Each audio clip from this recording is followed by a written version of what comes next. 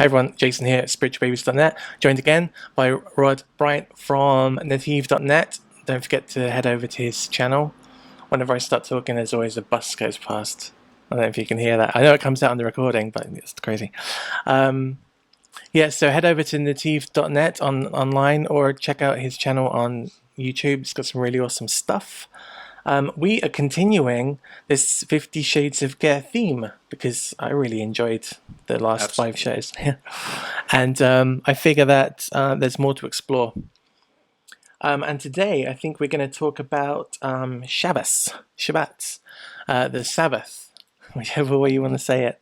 Right. But Rod, you were saying just now, because we were talking, that there are some things which need to be addressed before someone undertakes something like Sabbath. Correct. Let's first say this: anything that is done with the intent to take on more than the Shabbat mitzvot, one has to realize they're not obligated to do it. Now the problem is, and you and I can attest to this probably in our own life.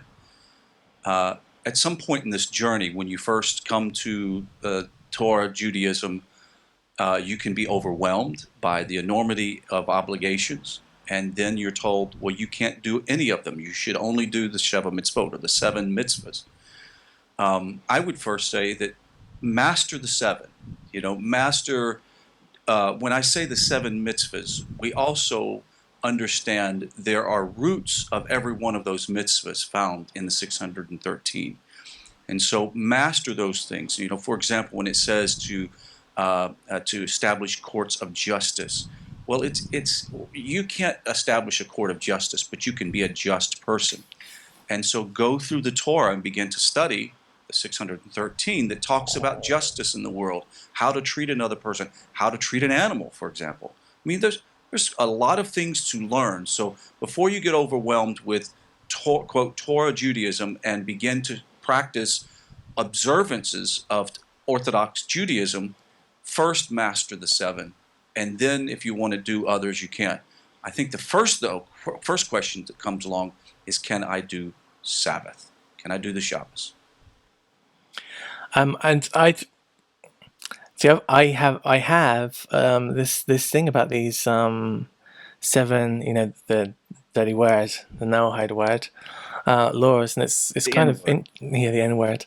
It's kind of interesting because I'm reading from different sources, and some say that if by default, if the world you live in causes you to keep those 7, but you're not doing it because of your love for Torah, it's like you're not doing them at all.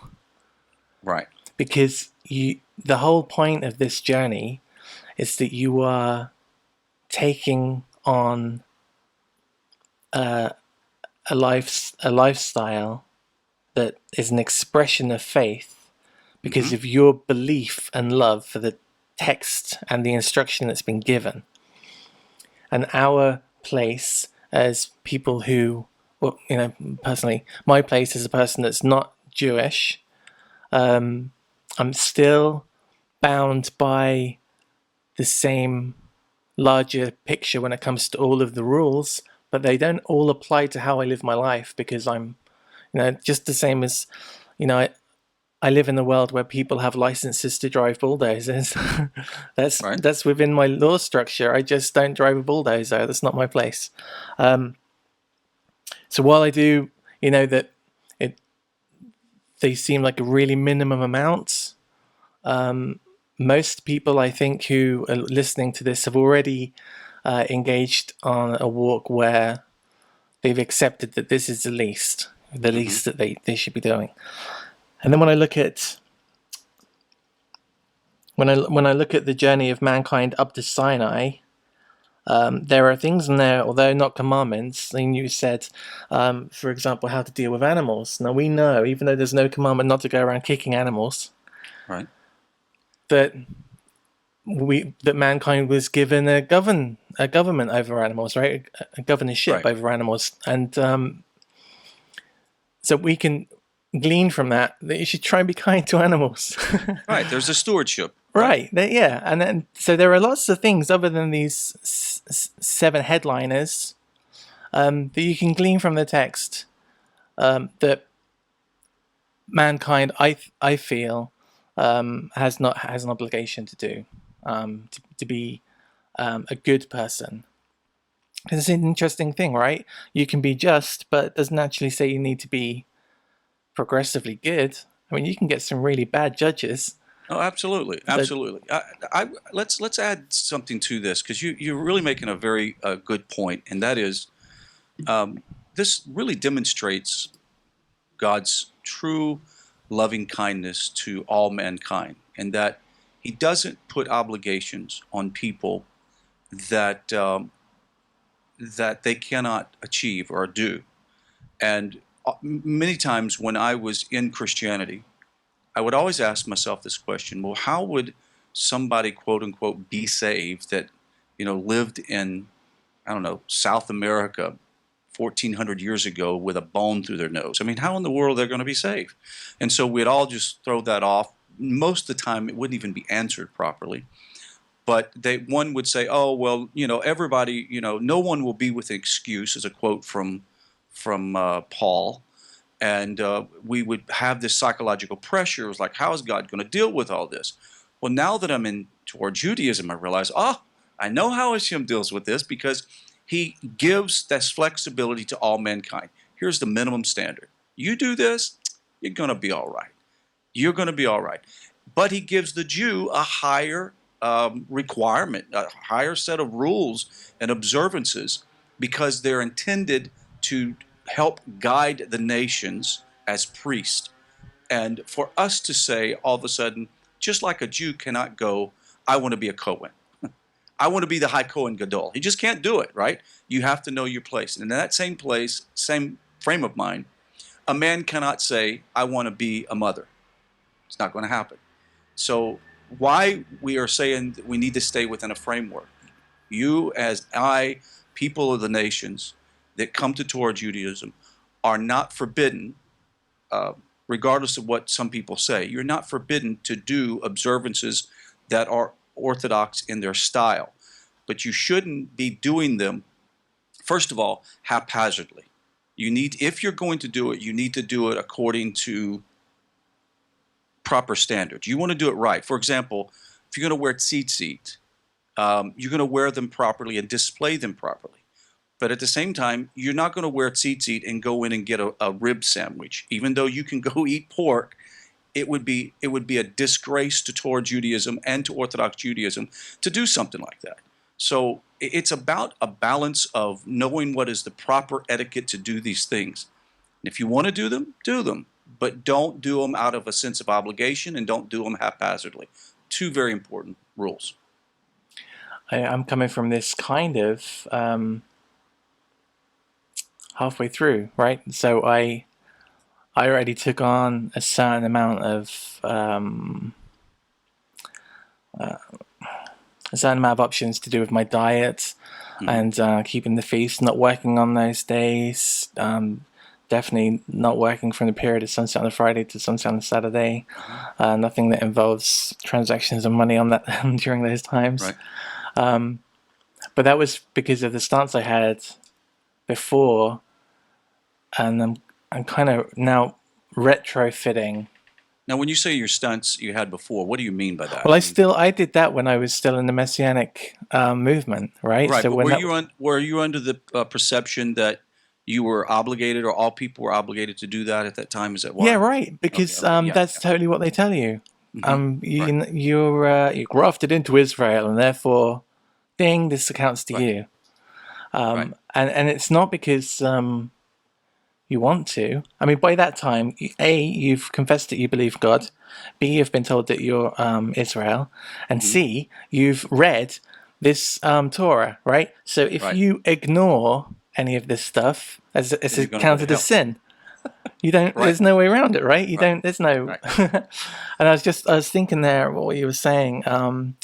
If a person goes for a driving lesson to learn how to drive a car, the guy that's teaching him has an utterly different driver's license to the one that you're going to get, right? He has an advanced driver's license, and for me, that's the Jew or the person that's converted to Judaism. Right. he now has a license that he's studied for, and he is now teaching people.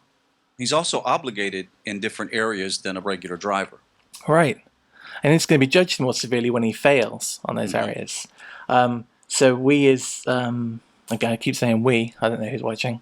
For me, as a non-Jew, there are some things I took on a while ago, and I made a personal commitment to them, and I can't let them go, right? So No, but there's nothing wrong with that. Let me just say, Rabbi David Katz quoted, and I'm trying to think of, I'm thinking it's the the Brisker Rebbe. I'm thinking that's who it is, but he says that a person, the ger that takes on, so for example, takes on Shabbos, and all of a sudden, 6 months, 2 years down the road, boom, they stop, they quit, they back off of it, or they take on another obligation, whether it's eating kosher, for example. And they're not obligated, but they decide, I'm eating only kosher food. And they stop. Technically, they're supposed to be brought before a Beis Din and asked, why have you stopped? Not for the sake of judgment, but for the sake of finding out what's going on in their mind, what's happening to them. And a person, it's like making a vow, a neder, right? And then backing out of the vow. So, there's nothing wrong with that. I mean, you feel like, I've got to do it. I feel the same way. So, with that said, we were going to talk about Shabbat today, and we don't want this to go on too long. So, Right. would you give us a brief rundown of what your average Shabbat is like? It's probably going to be utterly different to mine. People are going to be I don't amazed at know. how slack know- I am. Well, first of all, we're not going to be talking about this in reference to say this is what other people should do. Okay, No. so I want to make that straight. This is my personal obligation, or what do you call it? Relationship with Hashem. Shabbos for me starts probably 2 hours before we start getting the final preparation. My daughter has been living with us for the last few months. She's getting ready to leave to be with her husband, who they're going to be moving to a military installation here in the U.S. And so it's been nice having my daughter, because all of my children are gone. So it's a special meal when all the grandchildren and children are there at the house. We get preparation. We prepare our food. We prepare extra food for Shabbos, because we don't cook on Shabbos. That night, I have timers on lights, so the lights go on and off at a certain time. I have night lights in the restroom, where the toilet is, and makes it nice to have a little light when you go to the restroom at night. Everything's sort of preset. And then we get up the next morning, and Shabbos is spent mainly with rest. I don't live close to a shul, so I can't walk to shul. We don't drive on the Shabbos, so we mainly sit at the house and study and read and talk, and sometimes we'll play games, board games or something like that, just to have a little fun. Our meals are already pretty much prepared, and the way we cook our Shabbos meals, we can eat them also cold.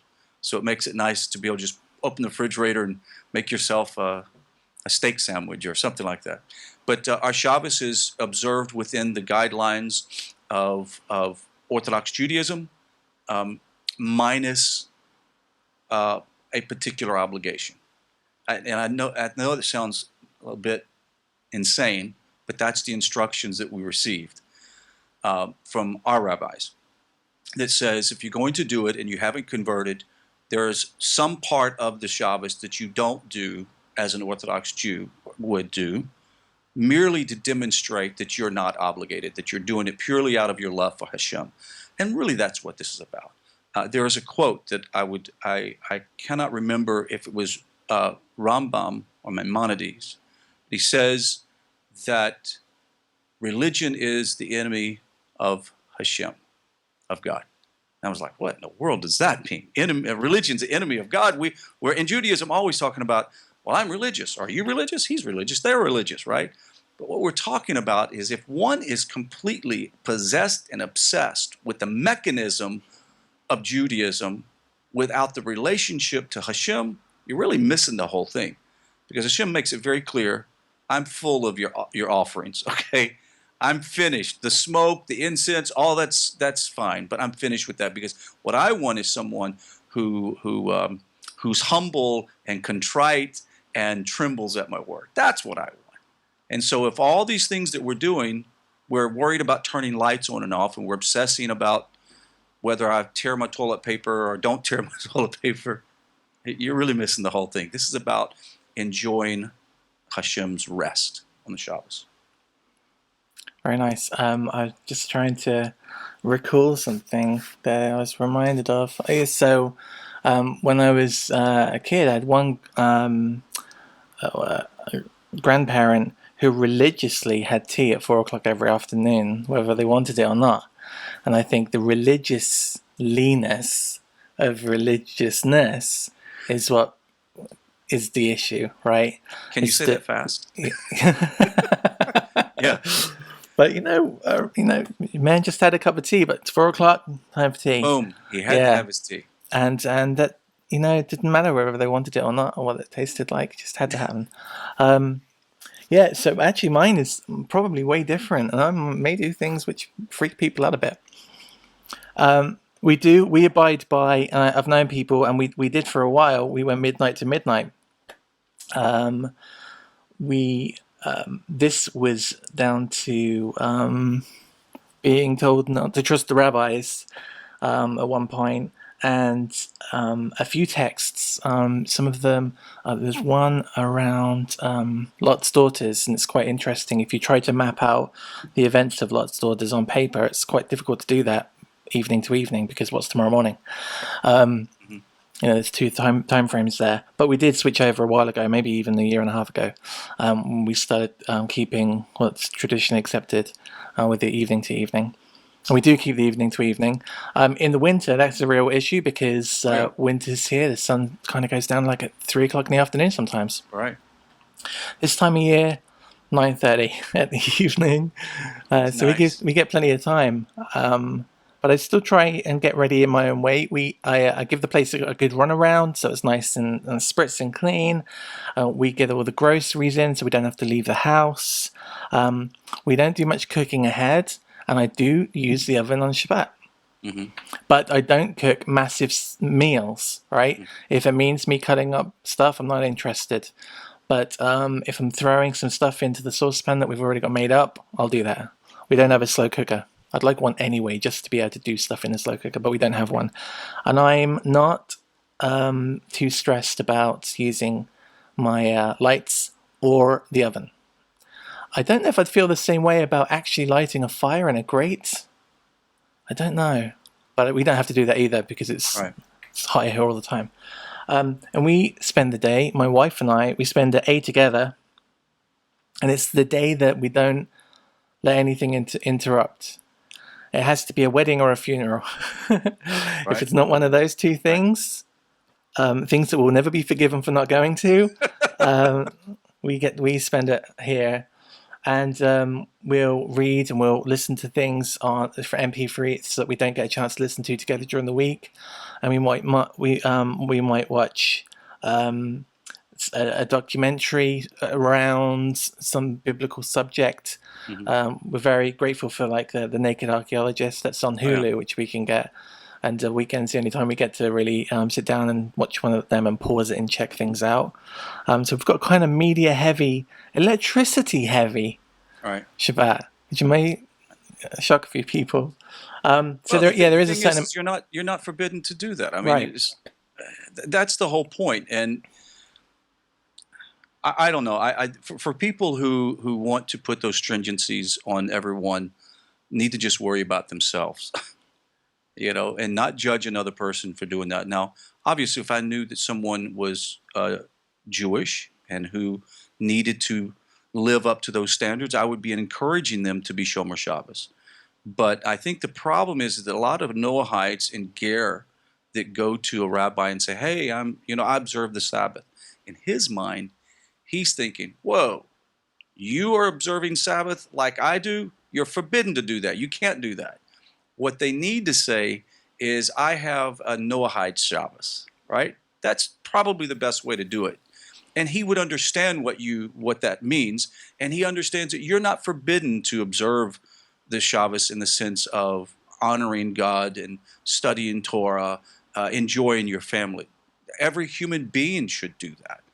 But that's why the rabbis say you cannot observe Shabbos, because in their mind they're thinking Orthodox halacha. That's a big difference.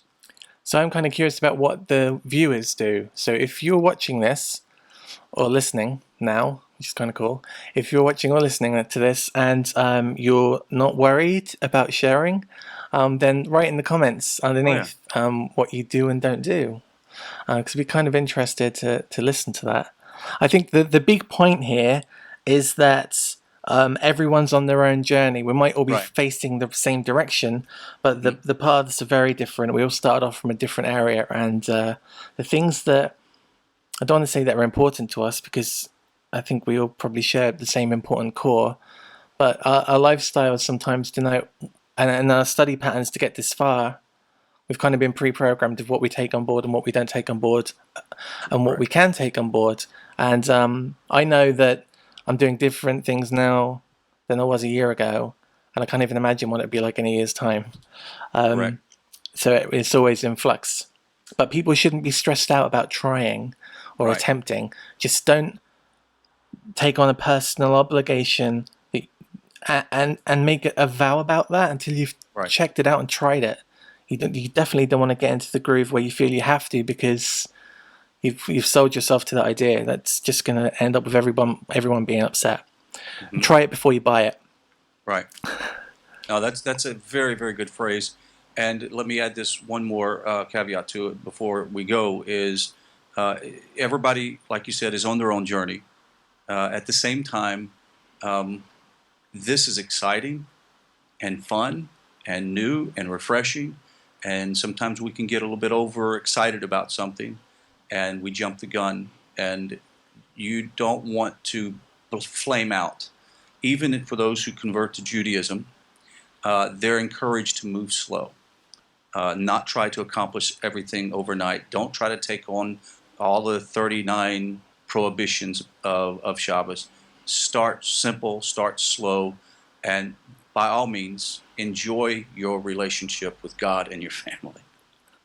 Yeah, there's a reason that the person that starts to undergo conversion needs to spend a minimum of amount of time in the synagogue. Right. No, absolutely. Yes, and I see this a lot. And if you're listening to this and you're taking it personally, I'm not talking about you, whoever you are listening and taking it personally. But I see this a lot. The person will say, you know what? I think this Jesus thing might be a lie. And I've been listening to this rabbi and everything they said sounds right, so maybe I should be Jewish. And then they make a big order from Judica, and they get in a nice big menorah and a tali and a kippah, and they get another fridge, and they fill it up with all this kosher stuff. And then the next week on Facebook, they've got a completely different life. That's hugely harmful for you. And it's unmaintainable, really, because you don't understand the choices you just made or the reasons that you've made them, other than the fact someone's told you. And that's kind of what got you into this in the first place. So that's actually a really good point, Jason. It's like you got yourself in this place before because you just took somebody's advice and jumped on it, right? So just take your time, study out why these things happen. If you accept these as true and work through it, and you'll get there eventually, and there's no rush. That's the great thing. God breathed life into you when your life started, so you're good anyway. And then, just live your life the best you can. And if you love God and you love the text and you want to do good things, then take your time and learn why you want to do them. But yeah, we're really interested in how you spend your Shabbat. Also, tell us what you want us to talk about in this series. I think the next time we get together, we're going to talk about some famous non-Jews in the text. That might be a few shows in that. As a matter of fact, we also have a list of questions that I believe that one person has suggested, which are really good questions, talking about the world to come, talking about, you know, what's the life for the Ger going to be in the millennial, the Messianic era. So, I mean, we have some really good questions that we can start on anyway. So that's it. Did you have anything you wanted to throw in before we finished? I could talk forever about this subject, so I'll shut up.